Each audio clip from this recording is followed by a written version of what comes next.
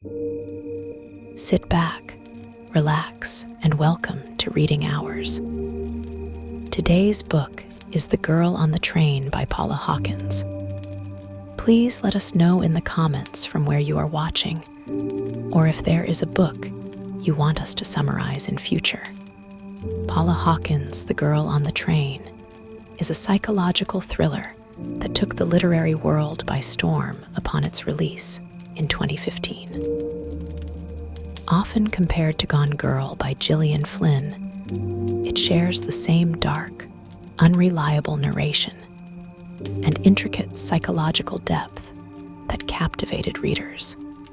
The novel unfolds through the perspectives of three women, Rachel, Megan, and Anna, each entangled in a web of deception, obsession, and tragedy.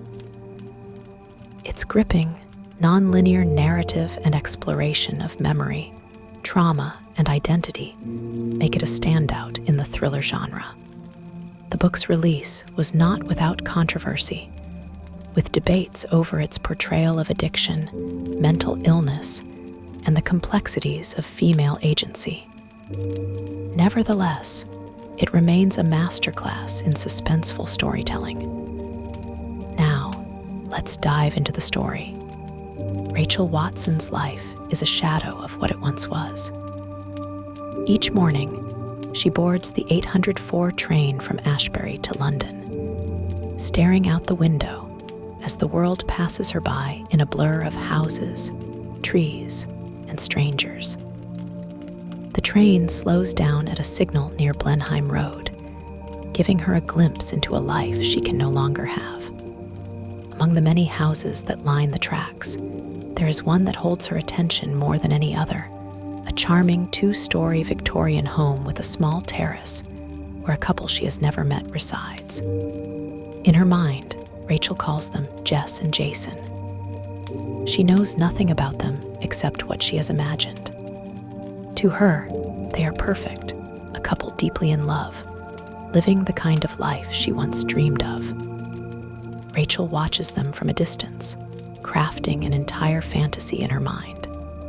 She imagines Jason as a devoted husband, a man who adores his wife, who holds her close and whispers sweet words into her ear. Jess is beautiful, confident, and full of life. Rachel envisions her as an artist, perhaps a painter or a designer, someone who spends her days creating beauty. This couple represents everything Rachel has lost: love, happiness, and stability. They are a distraction from the wreckage of her own life. Rachel is not just an observer, she is a woman drowning in her own pain. Her days are empty, her nights even worse.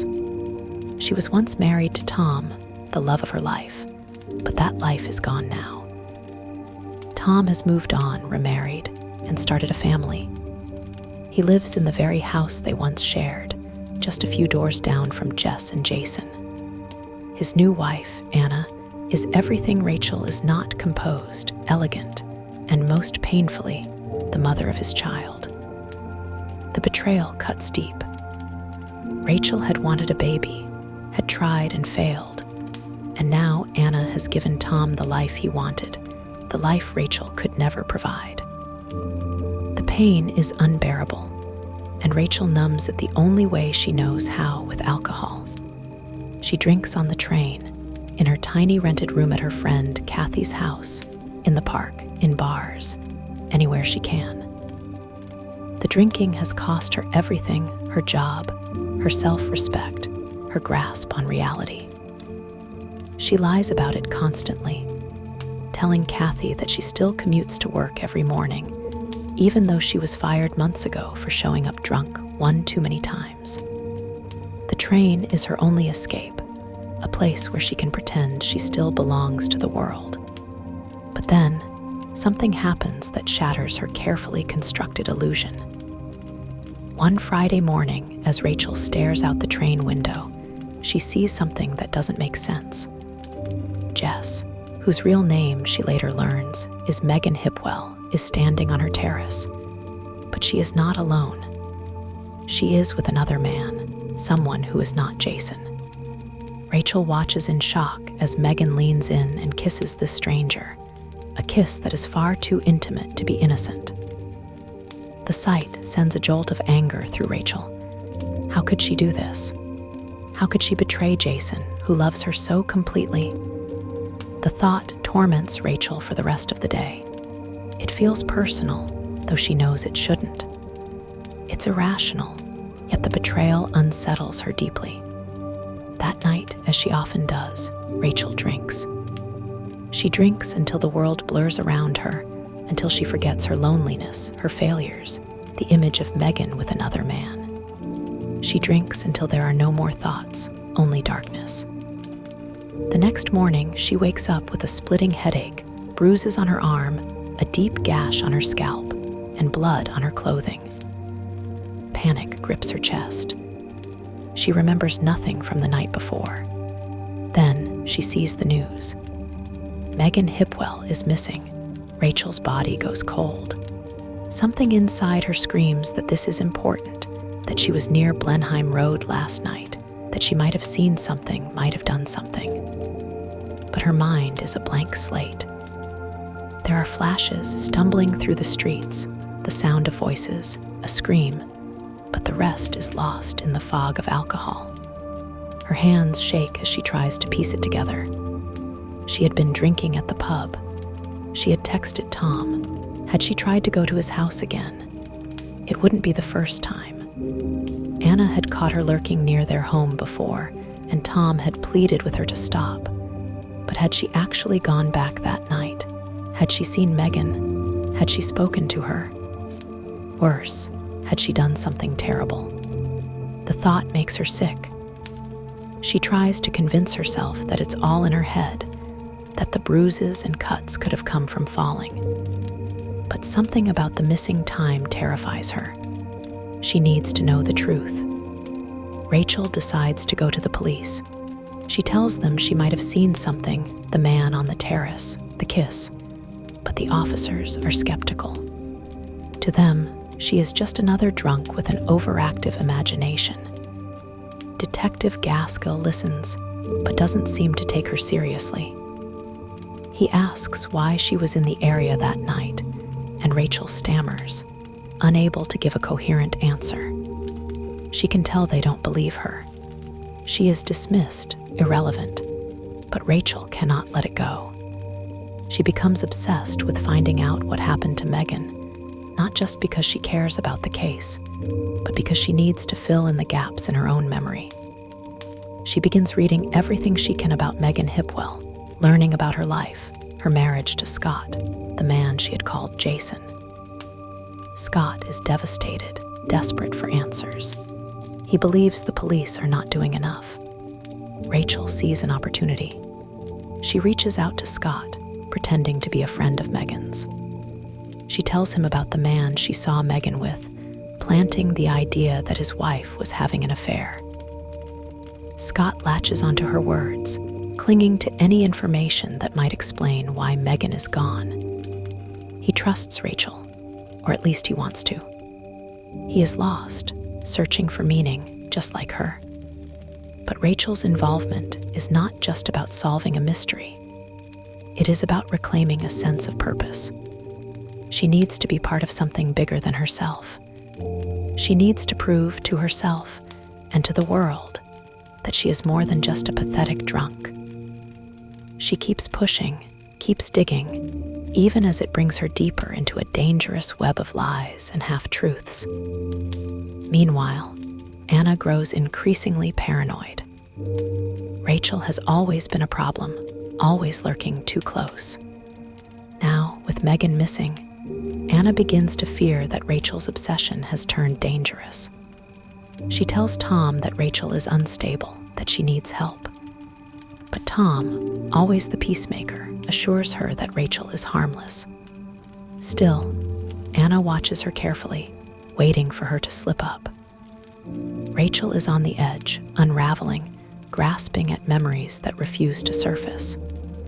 She knows there is something important buried in the haze of that night, something she cannot quite reach.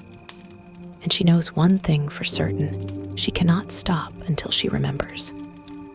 Rachel's world is unraveling.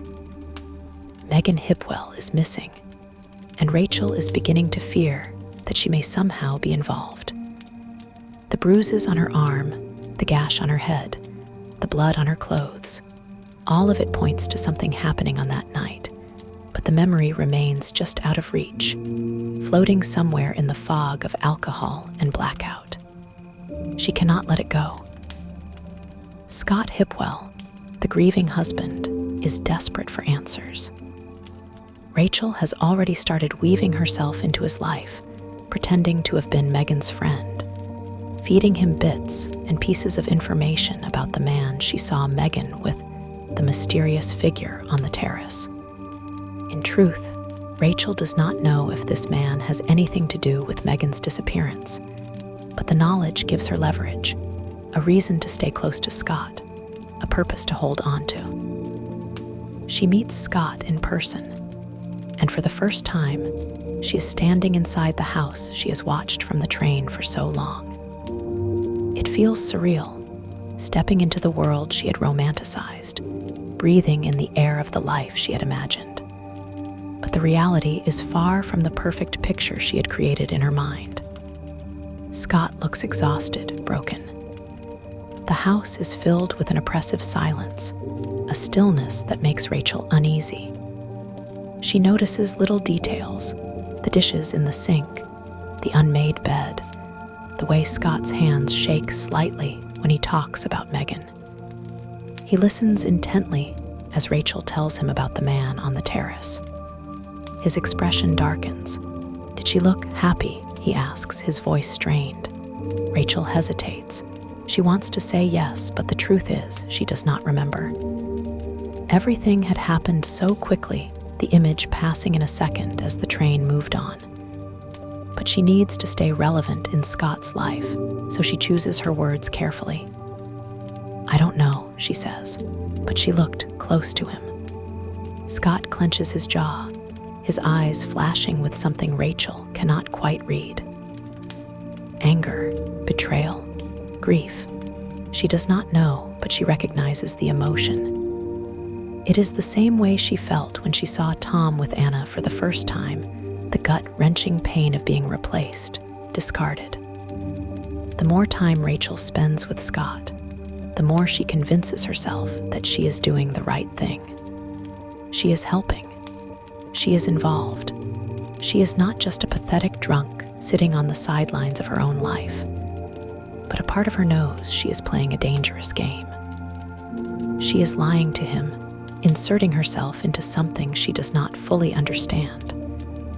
And then there is the police, Detective Gaskill and his partner, Riley, who have already dismissed her as an unreliable witness. If they knew she was speaking to Scott, pretending to be someone she is not, it would only make things worse. Meanwhile, Megan's story begins to unfold in glimpses. She was not the perfect woman Rachel had imagined. Beneath the surface, Megan was restless, unsettled. She had secrets of her own, things she kept hidden even from Scott.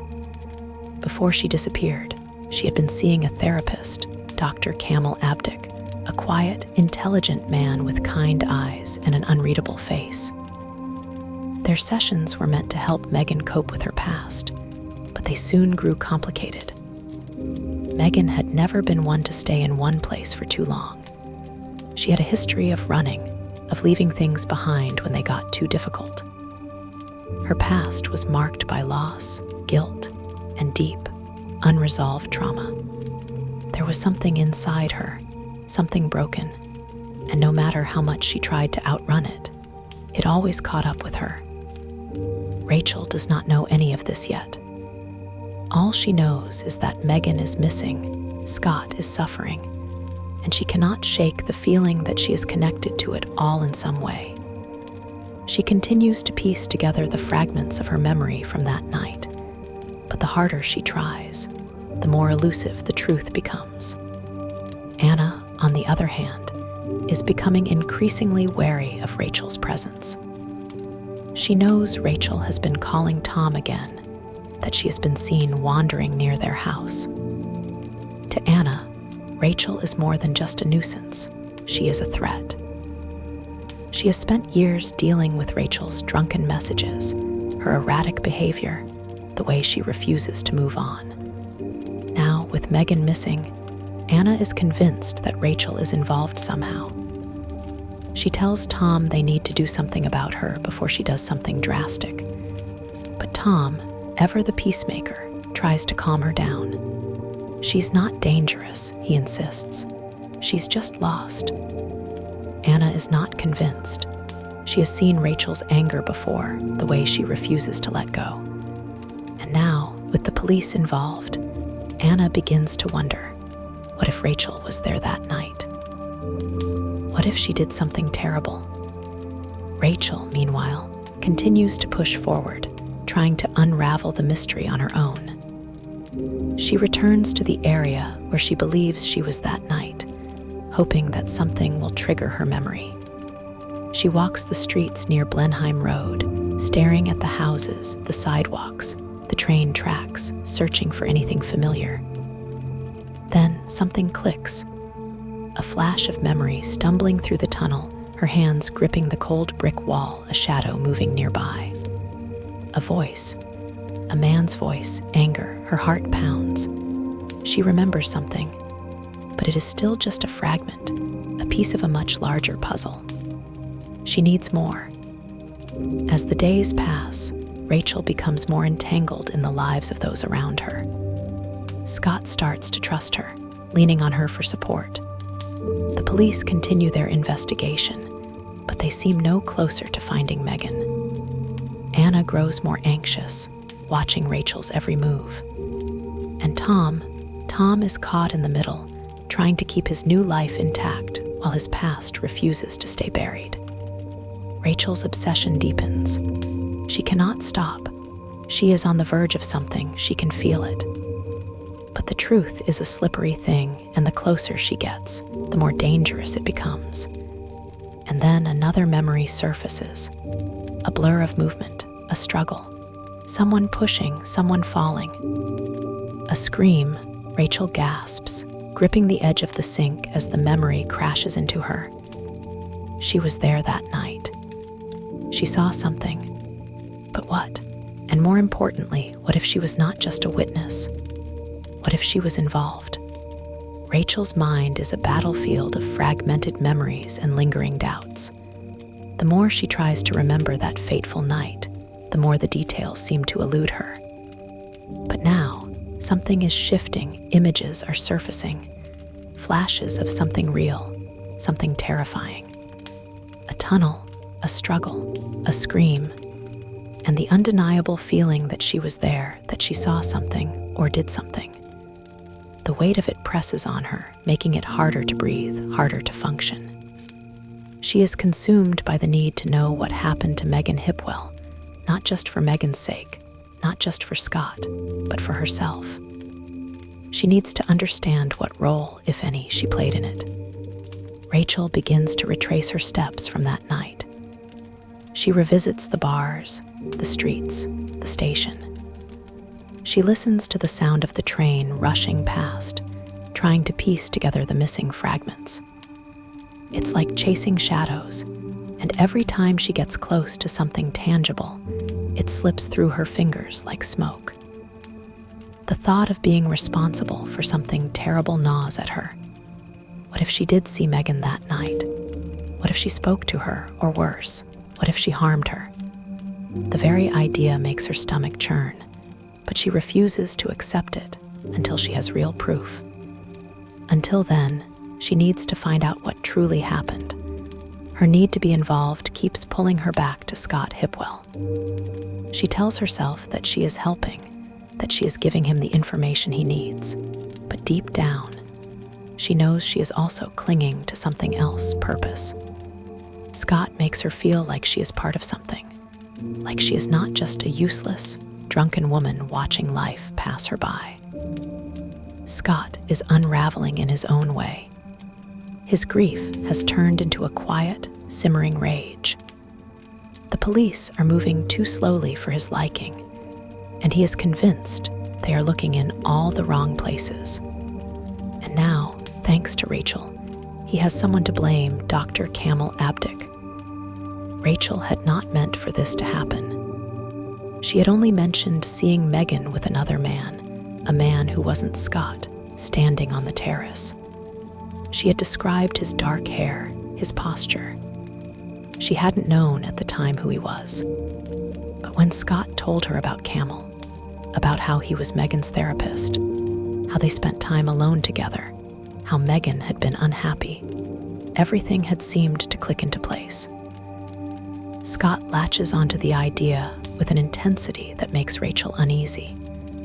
He starts digging into Camel's life, searching for anything that might link him to Megan's disappearance. He reads old messages on Megan's phone, studies her appointment schedules, even follows Camel to his office. Scott becomes consumed by the idea that Camel was involved with Megan, that he seduced her, manipulated her, and then, when she tried to break things off, he killed her. Rachel watches all of this unfold, and a part of her wonders, what if Scott is right? What if Camel is not the kind, soft-spoken therapist he pretends to be? What if he has been hiding something all along? Her obsession with the case deepens. She starts following Camel herself, watching his house, imagining the things that could have happened behind closed doors.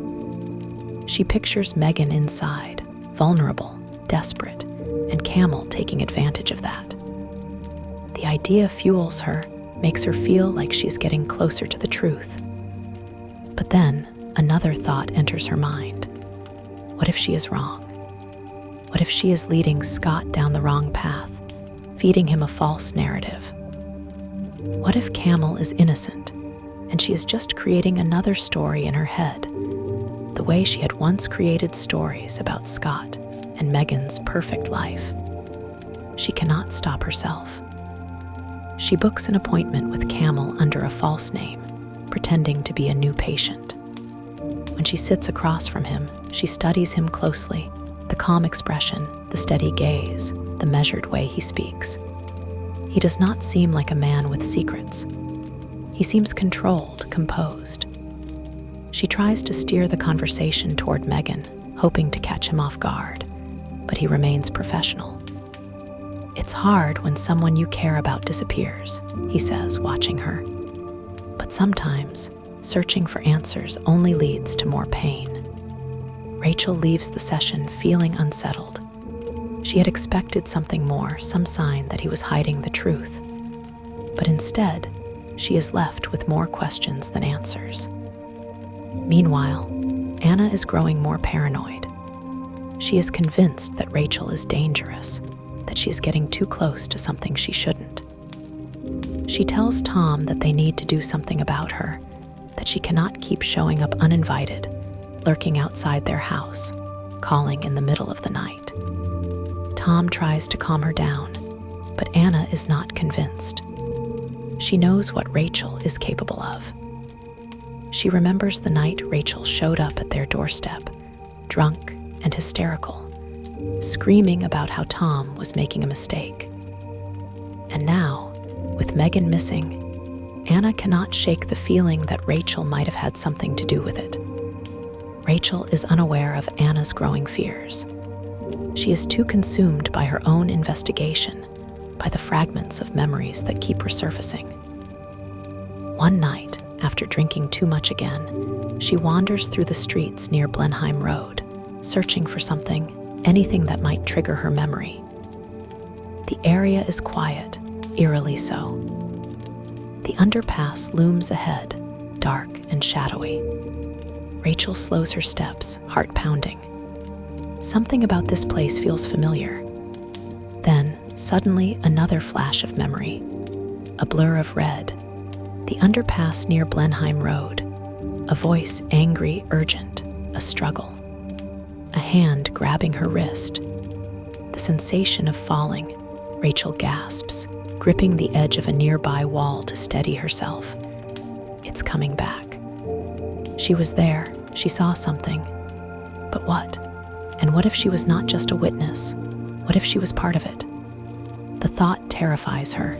She needs answers, but she is afraid of what she might find. What if she did something terrible that night? What if she hurt Megan? What if she is responsible for everything that has happened? Her thoughts spiral, twisting into something darker, something she cannot escape. She cannot shake the feeling that the truth is close, just beyond her reach, waiting for her to finally see it. And then her worst fear becomes reality. The news breaks. Megan Hipwell's body has been found. Rachel's world stops. The weight of it crashes down on her. Megan is not just missing anymore. She is gone. And that means one thing: Rachel is no longer searching for a missing woman. She is searching for a murderer, and she is beginning to fear that the truth might destroy her. Rachel stares at the television screen, unblinking, as the words sink in: Megan Hipwell is dead. The scrolling news ticker confirms it, flashing those terrible words again and again. Body found in woodland near Whitney. Identification pending. Police suspect foul play. She feels sick. Even though she has been fearing this outcome, even though she has imagined it in her darkest thoughts, the finality of it crushes her.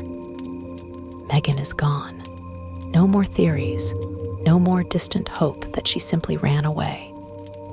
She was killed, and someone out there, someone Rachel may have seen, may have spoken to, knows exactly what happened to her. Her mind races. She clutches the armrest of her couch, trying to steady herself, trying to breathe. Her memories of that night come in flashes, painfully incomplete, but more vivid now than before. The underpass, the shouting, the sensation of being pushed or falling. Did she see Megan? Did she see the person who took her life? Or is she somehow more involved than she dares to admit? She scrambles for her phone. She needs to tell Scott. Scott. Her fingers tremble as she dials his number. It rings for a long time before he picks up. His voice is hoarse, hollow. Hello. She doesn't know what to say at first. The words stick in her throat. Scott, I just saw the news. A long silence. Then he exhales sharply. Yeah, she wants to comfort him, to say something meaningful, but nothing feels right. Megan was his wife, the woman Rachel had watched and envied, and now she is just gone. I'm so sorry, she whispers. Scott lets out a bitter laugh. Sorry doesn't change anything, does it? His voice is tight, edged with something dangerous. They don't even know who did it. They have no idea. Rachel swallows hard. They'll find out, she says, trying to sound reassuring, but she is not sure she believes it. Scott sighs. Maybe, or maybe they don't care. Maybe they're just going to let this get swept under the rug, like she didn't matter. Rachel knows that feeling. That fear of being erased, of being left behind. She remembers how people dismissed her when she tried to tell them what she had seen. How Detective Riley had barely concealed her irritation. How everyone had treated her like she was just a nuisance, a drunk who couldn't be trusted. But she knows Megan mattered, and she knows she cannot stop now. After hanging up, she paces her small, cluttered living room. She cannot sit still. She needs to do something. She needs to understand. Her thoughts drift to Camel Abdick. If Scott is right, if Megan was involved with him, then where does that leave him in all this? Is he just another thread in a tangled mess? Or is he the key to everything? Rachel does not want to believe she is wasting her time. She needs to be useful. She needs to know if Camel is responsible. She finds herself walking again, heading toward Camel's house. She does not know what she expects to find, but she cannot stop herself. The house is dark when she gets there, but his car is parked outside. He is home. She hesitates. Then, before she can change her mind, she crosses the street and steps up to the front door. Her hand hovers over the doorbell. She tells herself this is reckless, that she should turn back, but her body betrays her, and before she knows it, she is pressing the button. A long moment passes. Then, footsteps. The door swings open. Camel stands there, staring at her, surprised. Rachel, her name sounds strange coming from him, and for a second, she wonders if he recognizes her from the therapy session. She forces herself to stay calm. I need to talk to you, he frowns. It's late. I know, she says quickly. I need to ask you something about Megan. His expression darkens. You shouldn't be here. I know, she says again, softer this time. But please, I need to know. He sighs and steps aside, letting her in. The house is neat, impersonal. Bookshelves line the walls, and there is a faint smell of coffee in the air. She stands awkwardly near the entrance, suddenly unsure of herself. Camel watches her carefully. What do you want to know? Rachel takes a deep breath. Were you having an affair with Megan? His face does not change. He does not look shocked or offended. He simply stares at her for a long time before answering. No, Rachel's stomach twists. She had been so sure. But she was your patient. Yes, he says. And she was troubled. Rachel's mind races. Did she ever tell you anything? About anyone who might have wanted to hurt her? Camel studies her, and for a moment she wonders if he pities her. Rachel, I think you need to stop looking for answers in places they don't exist. But she cannot. She needs to know. She leaves his house more confused than before. If Camel is telling the truth, then who was Megan seeing that night? And why is Rachel's memory still failing her? She spends the next day in a haze, going over everything again and again. She drinks too much, and when she finally stumbles into bed, the dreams come dark, suffocating, tangled. And then, in the middle of the night, a memory returns. A man's voice, angry, cruel. A flash of movement, Megan's figure, turning, flinching. Rachel gasps awake, her heart pounding. She remembers something new. She saw Megan that night, and she saw who was with her. Rachel wakes up gasping for breath, her body drenched in sweat, her heart slamming against her ribs. The image lingers in her mind, Megan turning, flinching. The shadow of a man, his voice raised, sharp with anger. It was real. Not a dream, not a hallucination. It was a memory. She presses her hands against her temples, trying to steady herself, trying to hold onto the details before they slip away again. Who was he? The shape of him is blurred, faceless, but she knows she saw him. The thought both terrifies and exhilarates her. For so long, she has felt powerless, drowning in uncertainty, unable to trust her own mind. But now, for the first time, she has something solid, a piece of the puzzle that might help her understand what really happened to Megan. She grabs her phone and dials Scott. It is early, but she cannot wait. The call goes to voicemail. She hesitates, then hangs up without leaving a message. This is something she needs to tell him in person. She gets dressed quickly, barely stopping to comb her hair before rushing out the door. The world outside is still waking up, the streets damp with the remnants of last night's rain. Her head throbs, but she forces herself to focus. When she arrives at Scott's house, she hesitates before knocking. She has spent so much time here lately, and yet, something about today feels different. He has lost Megan for good now. How is he supposed to move forward? The door opens abruptly, and Scott stands before her, looking worse than she has ever seen him. His eyes are bloodshot, his face hollowed out from grief and exhaustion. He doesn't say anything at first, just stares at her. Then, finally, "What is it, Rachel?" His voice is rough, his tone weary. "I remembered something," she blurts out. "From that night."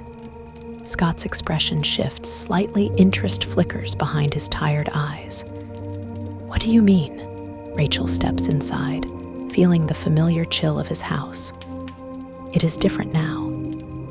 Megan's presence is no longer something imagined, no longer the fantasy of a perfect life she envied from the train window. She is gone, and in her absence, the house feels empty, broken. She turns to face Scott. "I saw Megan," she says, "that night." I remember now." Scott frowns. "You told me that before. You said you saw her on the terrace." "No," Rachel says quickly, shaking her head. "Not from the train. I saw her later, after I got off. I was walking near the underpass and I saw her with someone." Scott stiffens. "Who?" "I don't know," Rachel admits, "but he was arguing with her. She looked scared." Scott's jaw clenches, and for a moment, Rachel wonders if she has made a mistake in telling him. His grief is dangerous, raw, and unpredictable. She does not want to be the one feeding it, pushing him further into the dark. "I need to tell the police," she says carefully. Scott looks at her sharply. "And what exactly are you going to tell them?" Rachel swallows. "That I saw Megan that night, that she was with someone." Scott runs a hand through his hair, exhaling sharply. "And you think they're going to believe you?" His voice is edged with something bitter. "You, the woman who's been harassing them with theories, the drunk who barely remembers anything." The words sting because she knows he is right. She wants to argue, to insist that this time is different, that this time she has something real. But she hesitates. Scott exhales, shaking his head. "They won't listen to you, Rachel. You know that." Rachel hates that she knows he is right. Detective Riley has dismissed her before. The police have never taken her seriously. But she cannot just let this go. "If I can remember more," she starts, but Scott cuts her off. "What if you don't?" he says, his voice tight. "What if this is all you get? A glimpse of Megan in the dark, arguing with some faceless man." "That's not enough, Rachel. That's nothing." Rachel flinches, but she refuses to back down. "It's something," she insists. Scott lets out a humorless laugh. "And what if the police decide to dig into you instead? What if they think you had something to do with it?" The thought sends a chill through Rachel. She has no alibi for that night. She was drunk, blacked out, wandering the streets. She has no proof that she didn't hurt Megan. Scott must see the fear on her face because his expression softens slightly. "Look, I'm not saying you shouldn't tell them. I don't trust them. And I don't trust that they're actually going to find out the truth." Rachel looks at him, uncertain. "Then what do we do?" Scott's eyes darken. "We find out who did this ourselves." Rachel knows she should be cautious. Scott's grief is dangerous, and if she follows him down this path, she does not know where it will lead. But she also knows that she cannot walk away now. She nods. Scott exhales, rubbing a hand over his face. "I need to know if Camel had anything to do with this," he says. "He was the last person who saw Megan before she disappeared. I know he's hiding something." Rachel hesitates. She remembers Camel's steady, calm demeanor when she visited him, the way he had looked at her with something almost like pity. She had left his house that night feeling confused, uncertain. But now she is not so sure. "I'll go back," she says finally. "I'll try to get him to talk." Scott nods. "Be careful." Rachel leaves his house feeling a strange mixture of determination and dread. She has spent so long trying to piece together the truth, trying to understand what happened that night. And now she is closer than ever. She takes a deep breath, steeling herself. She's going to find out who killed Megan Hipwell, and she is going to make sure they pay. Rachel sits on the train, staring out of the window, but she is not watching the houses rush past. She is not looking for glimpses of other people's lives today. Her mind is locked onto one thought, Camel Abdick. She needs to see him again. Scott believes Camel was involved with Megan. Rachel is not sure. When she visited him, he had not acted guilty. He had not seemed like a man with something to hide. But that does not mean he is innocent. If Megan was scared that night, if she was arguing with someone, Rachel needs to find out who. She grips the edge of the seat, her fingers pressing into the worn fabric. The train rattles forward, carrying her toward another confrontation, another step into the unknown.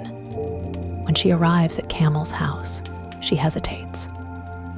She should have called first, but she is afraid he would refuse to see her. And she needs to see his face when she asks him the questions she has been afraid to ask. She steps up to the door and knocks. A long pause. Then the sound of footsteps. The door opens and Camel stands there looking at her with mild surprise. "Rachel," he says. She forces herself to smile. "Hi, I know I shouldn't have come unannounced, but I needed to talk." He studies her for a moment before stepping aside. "Come in." Rachel walks inside, her heart pounding. The house is, as she remembers, neat, sparse, clinical. There are no personal touches, nothing that reveals much about the man who lives here. She wonders if Megan ever stood in this exact spot, if she ever sat on the very couch Rachel now lowers herself onto. Camel sits across from her. He looks calm, composed, but there is something unreadable in his dark eyes. "What did you want to talk about?" Rachel hesitates. She knows she cannot be too direct, not yet. She needs to be careful to draw him in slowly. "I've been thinking a lot about Megan," she says. A flicker of something crosses his face, sadness maybe, or something else. "You were her therapist," she continues. "You must have known her well." Camel exhales, rubbing a hand over his jaw. "I knew parts of her," he says. "The parts she allowed me to see." Rachel leans forward. "And what parts were those?" "She was troubled," Camel says simply. "She carried a lot of pain." Rachel swallows. She knows about Megan's past now, the things she had been running from. But had she shared those things with Camel? Did she ever talk about her fears? Rachel asks carefully. Camel tilts his head slightly. Fears? Was she afraid of someone? Camel studies her for a long moment. "Rachel, why are you really here?" Rachel's heart races. She knows she has to be honest. She cannot afford to dance around the truth. "I remembered something from that night," she says. "I saw Megan. I saw her with someone." Camel's expression remains unreadable. "Who?" "I don't know," Rachel admits. "But they were arguing." She looked afraid. Camel is silent. "Was it you?" Rachel asks finally. For the first time, something changes in his expression. He looks almost disappointed. "No," he says simply. Rachel wants to believe him, but she cannot just take his word for it. "She told Scott about you," she presses. "He thinks you were having an affair." Camel exhales, shaking his head. "Scott is grieving. He is looking for someone to blame." Rachel narrows her eyes. "So you're saying it isn't true?" "I am saying," Camel says carefully, "that Megan was not always honest about the things she did." Rachel freezes. "What do you mean?" Camel leans back slightly. "I cannot discuss my patience with you, but I will tell you this: Megan had secrets, more than anyone realizes." Rachel's breath catches. "Secrets?"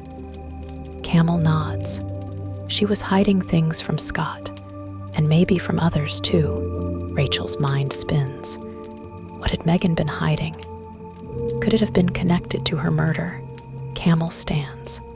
"I think you should leave now." Rachel knows she will not get anything more out of him tonight. She stands reluctantly. "If you remember anything that could help," Camel nods. but his face is unreadable. Rachel steps outside, the night air cold against her skin. She feels no closer to the truth than before. If anything, she has even more questions now. As she walks away from Camel's house, she feels the weight of his words pressing down on her. Megan had secrets. Rachel's head is spinning by the time she gets home. She pours herself a drink, telling herself it is just to calm her nerves, but she knows it is a lie. She needs to shut out the noise, to quiet the storm inside her mind. As she drinks, she pulls out her phone and scrolls through the old news articles about Megan's disappearance. She stops on the photo of Megan and Scott, the one that had been plastered all over the news. Megan is smiling, but Rachel sees it now, the tension in her shoulders, the tightness in her eyes. Was she afraid even then? Rachel closes her eyes. She needs to remember more. The next morning, her head is pounding, but she forces herself up. She cannot lose momentum now. She decides to take the train again. Not because she needs to go anywhere, but because the motion, the routine, helps her think. She watches the houses blur past, the ones she used to envy so much. She wonders how many secrets are hidden behind those doors, and then she sees it. A familiar figure standing outside a house. Tom. Rachel's stomach drops. Her ex-husband is standing outside with Anna, their baby in his arms. They look like the perfect family, the life she used to dream about, now belonging to someone else. She clenches her fists. Tom had lied to her before. What if he was lying now? What if Megan's secrets were connected to him? Rachel takes a deep breath. She knows what she has to do next. She is going to see Tom. She is going to find out the truth. And this time, she will not stop until she gets it. Rachel's heart pounds as she steps off the train. The sight of Tom standing outside his house with Anna and their baby has ignited something deep within her. An uneasy suspicion. A gnawing sense that she has been overlooking something important. She knows she should be careful. She has already crossed too many lines when it comes to Tom and Anna, already embarrassed herself too many times. But something in her gut tells her that she cannot let this go. She needs answers. As she walks toward their street, she rehearses what she will say. She cannot be reckless this time, cannot let her emotions get the best of her. If she wants to find out the truth, she needs to be composed, rational. But when she finally reaches their house, her careful plan unravels. Anna is outside, rocking the baby in her arms. The sight of her, so effortlessly fitting into the role of wife and mother, makes Rachel's chest tighten with an old, familiar ache. Anna notices her before Rachel can turn back. Her expression hardens instantly. "What the hell are you doing here?" Rachel swallows. "I need to talk to Tom." Anna scoffs. "You have got to be kidding me. You think we want you anywhere near us?" Rachel forces herself to stay calm. "It's important." Anna shifts the baby slightly, her grip tightening. "You need to leave." "Please, Anna," Rachel says. "It's about Megan." Something flickers across Anna's face, but she quickly buries it beneath her usual disdain. "What about her?" Rachel hesitates, trying to choose her words carefully. "I have questions, things that aren't adding up. I just need to talk to Tom." Anna shakes her head. "Tom doesn't want anything to do with you, Rachel. And I don't either. You're pathetic, hanging around like some obsessed ex-wife. You don't have a life of your own, so you keep inserting yourself into ours." Rachel flinches, but she does not back down. "You don't understand," she insists. "I think something is wrong. I think there's more to this than we realize." Anna lets out a bitter laugh. "Oh, I understand just fine. You're drunk, as usual, and you're making up stories to get attention. I'm not drunk, Rachel says sharply. Anna's eyes narrow. Then, what's your excuse this time? Rachel grits her teeth. Just tell Tom I need to speak with him. Anna rolls her eyes. You really think he's going to entertain this? You think he's going to humor you like he used to? She shakes her head. You're delusional, Rachel, and honestly, you're a joke. Rachel clenches her fists, anger bubbling up inside her. But before she can say anything, the front door opens. Tom steps outside, frowning when he sees Rachel. What's going on? Anna turns to him, exasperated. She won't leave. Tom looks at Rachel, his expression unreadable. Why are you here? Rachel takes a deep breath. I need to talk to you, alone. Anna makes a noise of protest, but Tom holds up a hand. It's fine, he says. Go inside. Anna glares at Rachel before turning on her heel and disappearing into the house. Tom crosses his arms.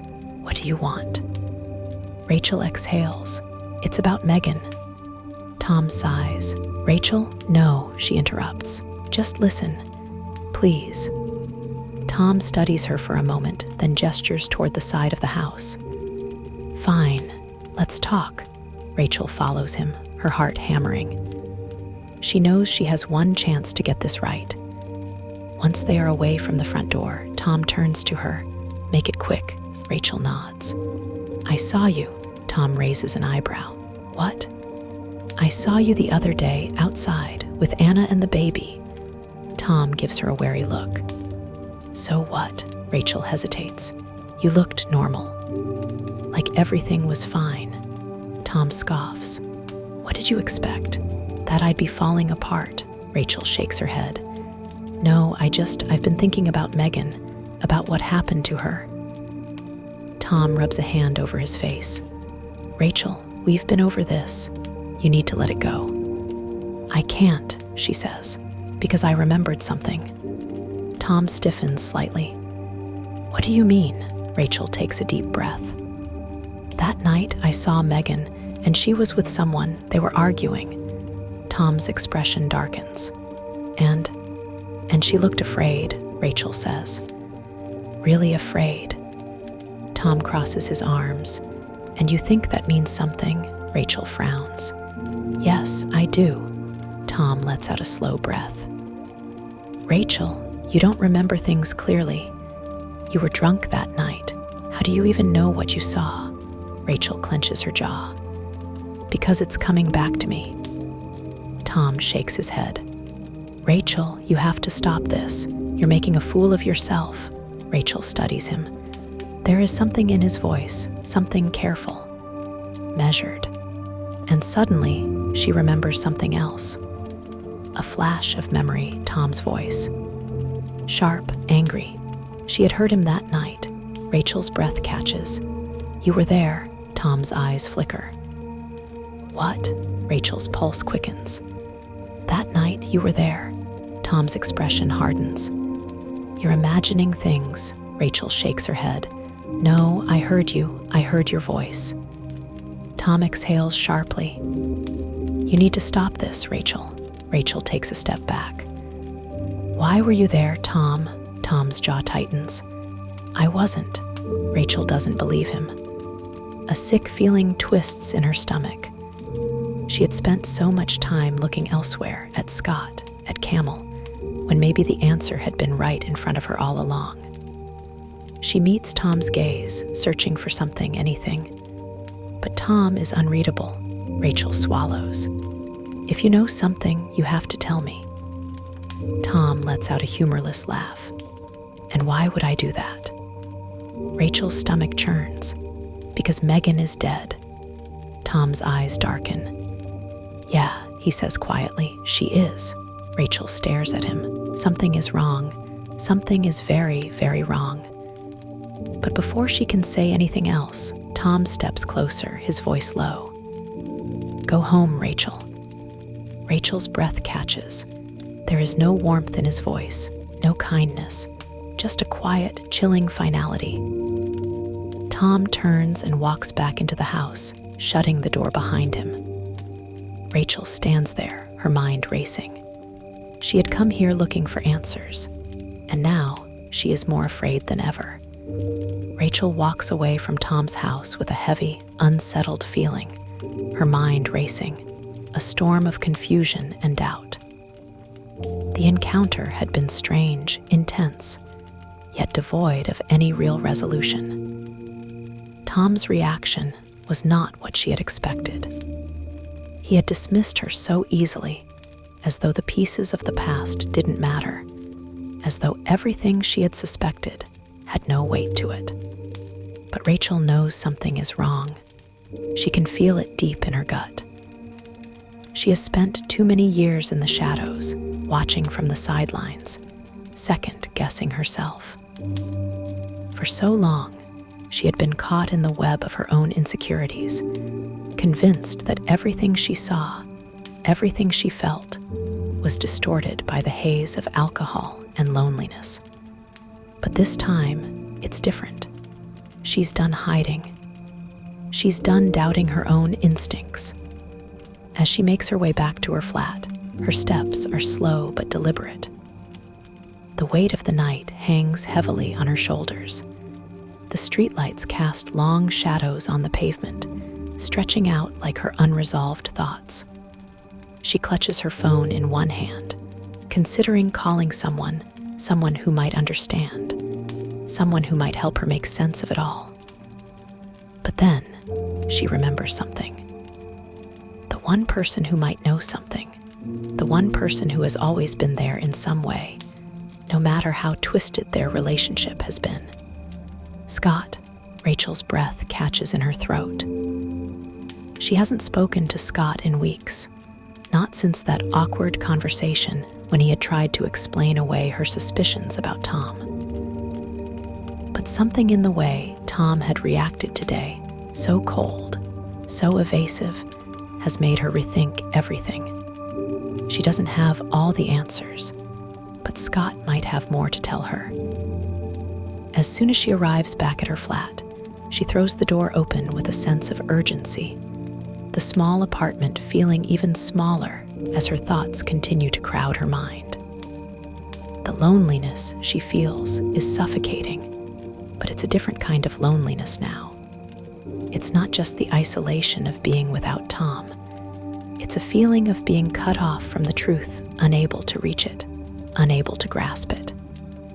She sits on the couch, staring at her phone for a long time, as though willing herself to make the call. Finally, she dials Scott's number. The phone rings, each tone echoing in the quiet room.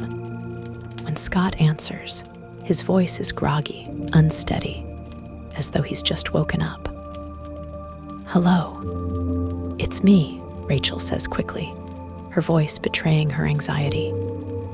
There's a long pause on the other end of the line, and Rachel can practically feel Scott weighing whether or not to answer her call.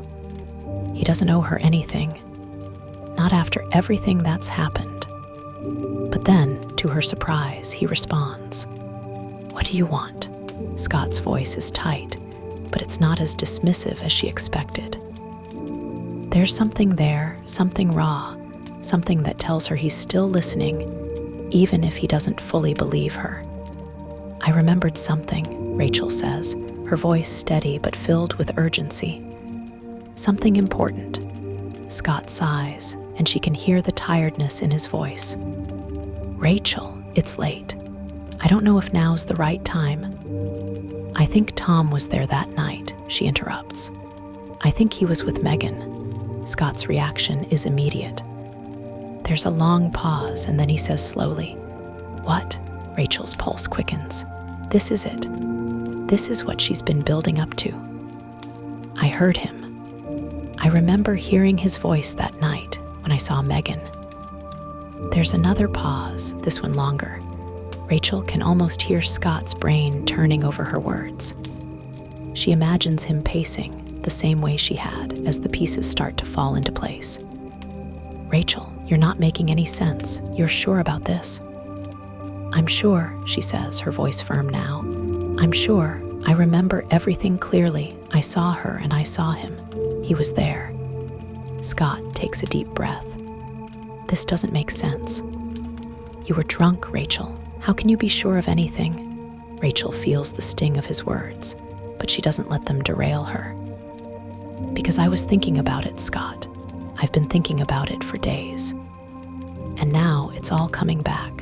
The argument Megan was having, the way she was so scared. And then I heard Tom's voice. I know it was him. Scott doesn't respond immediately. His silence is heavy, pressing in on Rachel. She knows he's not convinced. She knows he's skeptical, just as he had been when she first told him about her suspicions. Finally, Scott speaks again, his voice low and hesitant. Rachel, you know this isn't easy. You know it's not just about what you remember or what you think you remember. We need evidence. We need something that can actually prove that Tom was involved. Rachel exhales, frustrated but resolute. I know, but I don't have anything yet. That's why I need your help. Another long pause, and Rachel knows she has him. Fine, Scott says. I'll help you, but this better not come back to bite us in the ass. Relief floods through Rachel, though she knows it's just the beginning. She feels the weight of the decision she's just made, the weight of dragging Scott into something that might be bigger and more dangerous than she realizes. But she doesn't have a choice. She can't do this alone. We need to talk to Anna, Rachel says quickly before Scott can back out. Scott's response is immediate, sharp, almost biting. Are you insane? Rachel doesn't flinch. She might know something, she insists. She might have seen something that could help us. Or she might know more about Tom than she's letting on. You really think she's going to help you? Scott asks, disbelief coloring his voice. She hates you. She's not going to say anything to you, Rachel. She's not going to tell you the truth. Rachel meets Scott's gaze, even though she's not really looking at him. She's looking through him into the past, into everything that's led up to this moment. She has to believe that Anna knows something. We have to try, Rachel says quietly. If there's any chance she'll talk, we have to take it. Scott stares at her, the tension between them palpable. He knows she's right, but he's still afraid. And Rachel can feel his hesitation. Fine, he says finally, after what seems like an eternity. I'll talk to her, but don't get your hopes up. If she doesn't say anything, we're done. Rachel nods, her heart pounding. We'll do this carefully, she says, though her voice trembles slightly. We'll be smart about it, but we have to move fast. Scott exhales deeply, his face tight with the weight of the decision. Yeah, we'll see what happens. Rachel knows Scott is scared of the unknown, scared of where this might lead. But she also knows that he's not backing down now. Not after everything that's happened, not after what they've both been through. And for the first time in a long time, Rachel feels a spark of hope. It's small, fragile, but it's there. She can't stop now. She won't stop. The days that follow are a blur of urgency, tension, and growing dread. Rachel feels as if she's walking on a razor's edge, balancing between truth and fiction, between what she wants to believe and what she can actually prove. The weight of her suspicions about Tom, the doubts gnawing at her mind, only grow stronger as time goes on. She hasn't spoken to Anna yet, but she knows that the conversation with her will be crucial. If Anna knows something, anything, about Tom's behavior that night, it could finally unravel the mystery of Megan's death. Rachel can't shake the feeling that she's getting closer, but it's also becoming increasingly clear that she's treading dangerous ground. The more she pushes, the more she questions, the more she risks losing control of the situation. And yet, the truth is the only thing that matters now. She can't turn back. Scott has been helpful, though his involvement feels more like an obligation than a choice. He's still cautious, still hesitant to fully dive into what they're uncovering. But Rachel can sense that the seed of doubt has been planted in him as well. It's as if, with each passing day, the realization that Tom might be hiding something grows stronger in both of them. The morning after their conversation, Scott comes by her flat. He's wearing the same dark clothes he always wears when he's on edge, his face a mask of determination, though Rachel knows it's an act. "I talked to Anna," he says quietly, his eyes darting to the floor.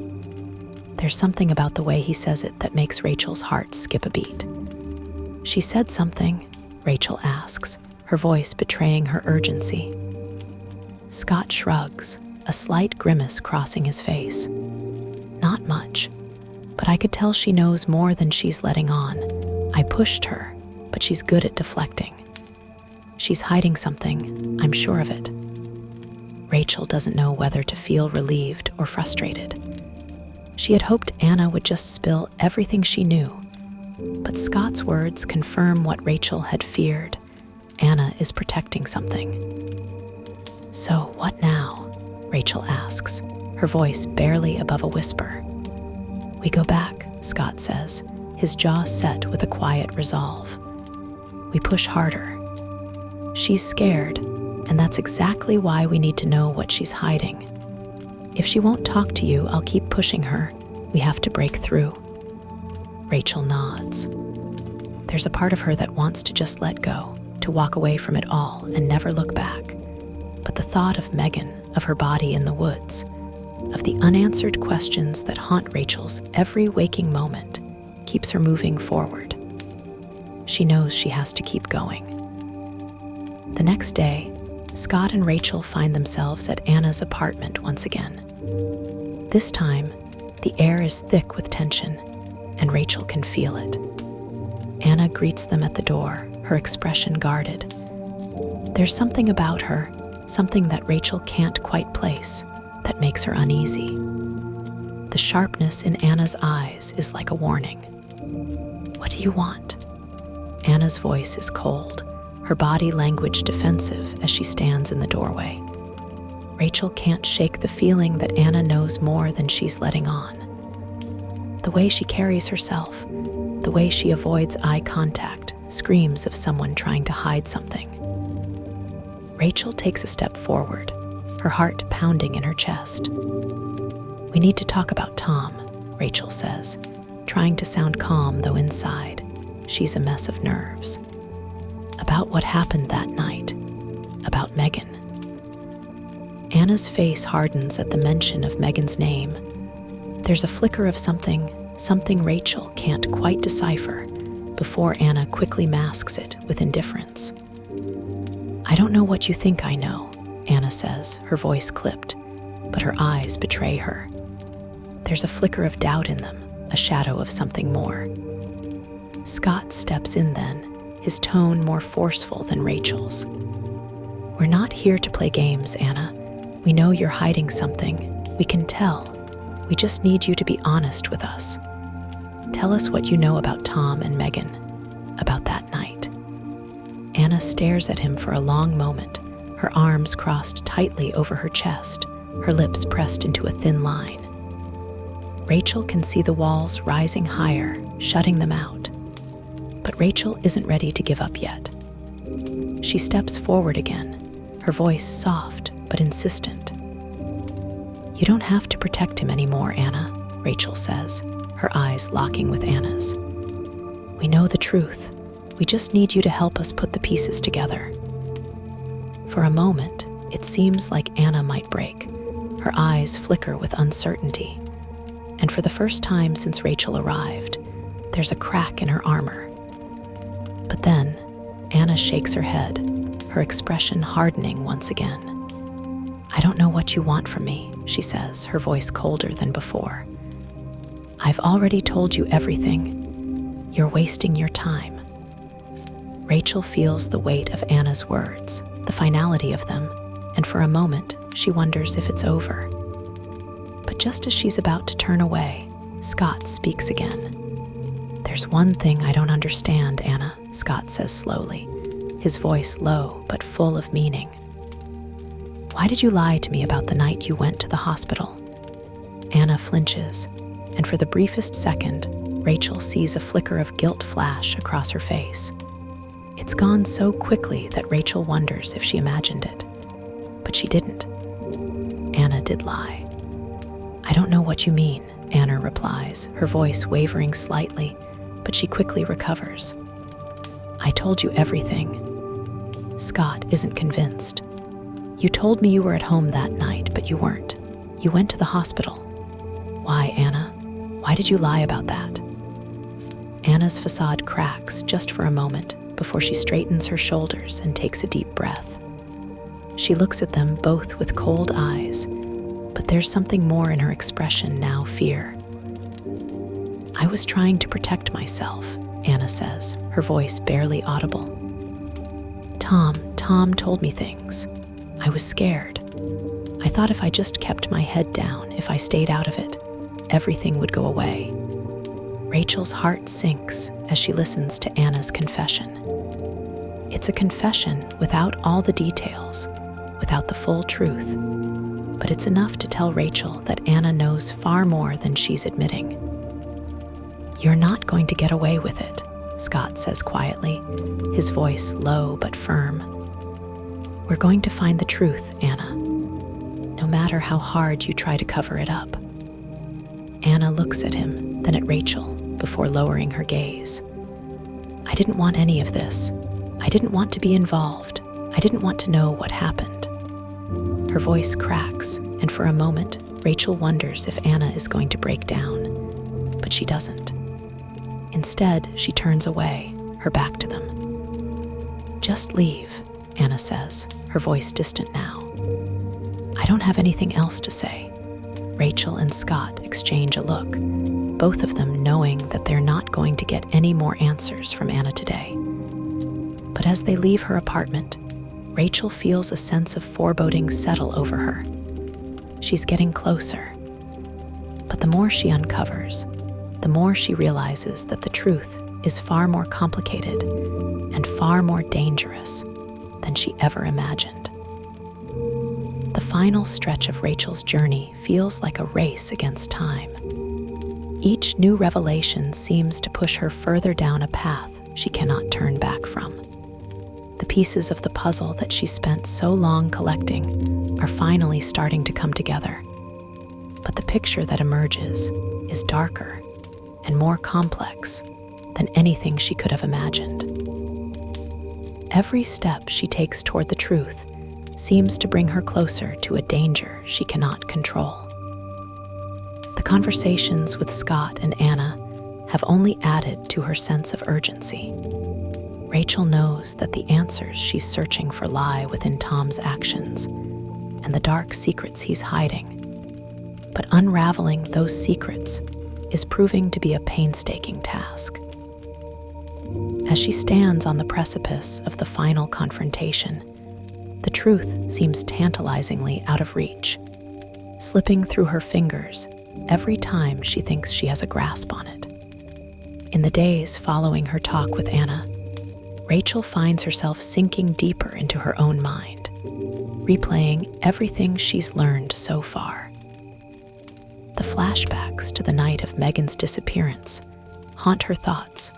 Megan's last moments, the eerie sense of something wrong, the glimpses of shadows and half-heard voices that now seem to make more sense. Rachel can't help but wonder how she missed the signs for so long. She was so wrapped up in her own brokenness that she failed to see the cracks in Tom's facade. And now, those cracks are widening into something she can no longer ignore. It's one late afternoon when Rachel receives a call that changes everything. The voice on the other end of the line is unfamiliar, but the message it brings shakes her to her core. The voice tells her that they have information, real, undeniable proof that Tom was involved in Megan's death. The call is cryptic, and the voice is deliberately vague, but it's enough to send Rachel into a panic. The urge to confront Tom becomes overwhelming, but she knows she needs to be careful. Every move she makes now could either lead her to the truth or cost her everything. Scott is there when Rachel receives the call, his face unreadable as she explains what she's just heard. He agrees that they need to move quickly, but there's a hesitation in his voice, a reluctance that Rachel can't ignore. He's been with her through so much of this, but he's not as invested as she is. For him, it's a matter of justice, of right and wrong. For Rachel, it's about something deeper, something personal.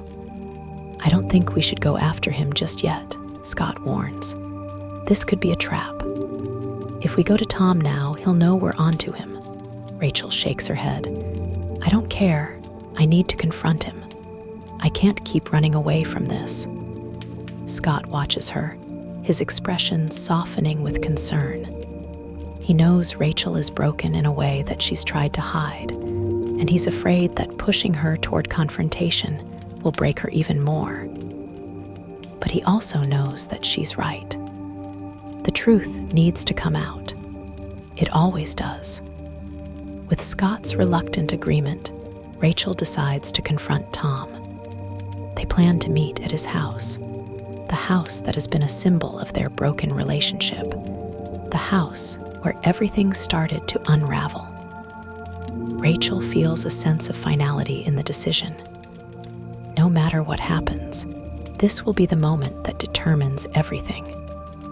The moment she either uncovers the truth or walks away from it forever. The drive to Tom's house is torturous. The silence in the car is oppressive, each minute stretching into eternity as Rachel mentally prepares herself for what's to come. She wonders if Tom will deny everything as he's done before. He's a master of deflection, a manipulator who knows exactly what to say to keep people off balance. But Rachel is no longer the woman she once was.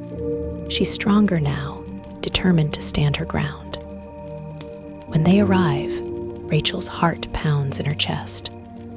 Tom's car is parked outside, but there's no sign of movement in the house. She knocks on the door, the sound echoing in the stillness. There's no answer at first, but then the door swings open, and Tom's face appears in the doorway, his eyes narrowing as he takes in the sight of her. "What are you doing here?" he asks, his tone sharp, his posture defensive. Rachel swallows hard, but her voice is steady. "We need to talk, Tom, about Megan, about what happened." Tom's expression flickers for a split second, just enough for Rachel to catch it. Fear, guilt. He's not as confident as he tries to appear. He knows that this conversation is inevitable, but he doesn't want to face it. He doesn't want to acknowledge the truth. "I don't know what you think you're doing, Rachel," Tom says, his voice rising with irritation. "You don't know anything. You don't have proof." "I don't need proof," Rachel replies, her voice cold. "I know what you did. I know you were involved in her death. I heard you that night. I know you were with Megan." Tom's face goes pale. His eyes dart around as though searching for an escape. But Rachel stands firm, her body tense, her fists clenched at her sides. "You're insane," Tom mutters, his voice low and tight with anger. "You have no idea what you're talking about." But Rachel isn't backing down. "I heard you, Tom. I heard your voice. And I remember everything. You can lie all you want, but I know the truth now." For a moment, there's nothing but silence between them. Tom stands there, his eyes flicking nervously toward the door, as though he's contemplating whether to flee or to fight. But Rachel won't let him. She steps forward, closing the distance between them. "I'm not going to let you get away with it," she says, her voice filled with quiet resolve. "You can't keep lying, not anymore." Tom finally breaks.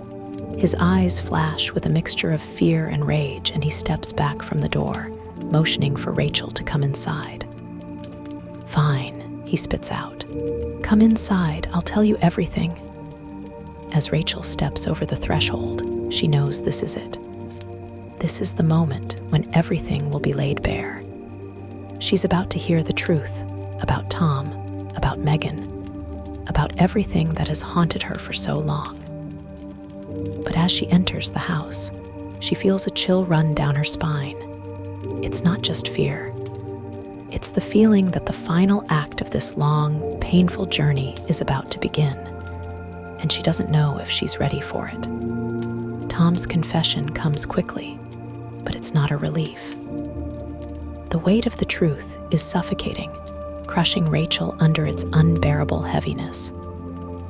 She finally understands that there are some truths that come with a cost that might be too high to bear.